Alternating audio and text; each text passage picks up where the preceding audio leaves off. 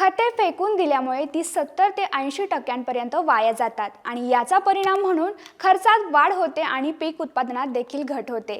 जमिनीचं आरोग्य देखील खालावतं। खताची उपलब्धता, पाण्याची प्रत व जमिनीचा प्रकार, क्षाराचे प्रमाण, पाणी आणि जमिनीतील इतर घटक तसेच जमिनीतील जैविक विविधता यावर अवलंबून असते।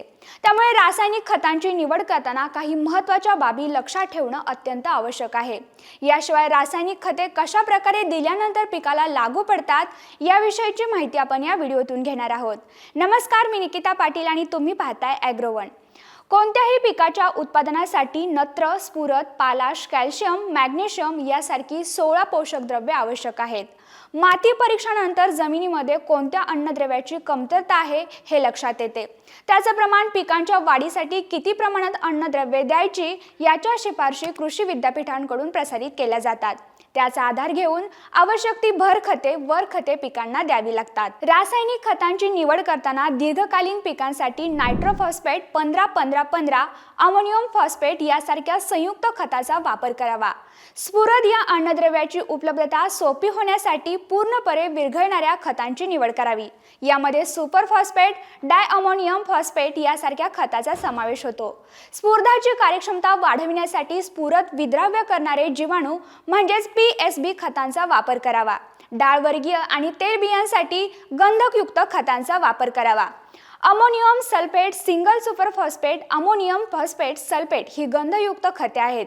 नत्रयुक्त खतांची कार्यक्षमता वाढविण्यासाठी आवरणयुक्त युरियाचा म्हणजेच निमकोटेड युरिया किंवा सल्फर कोटेड युरियाचा वापर करावा।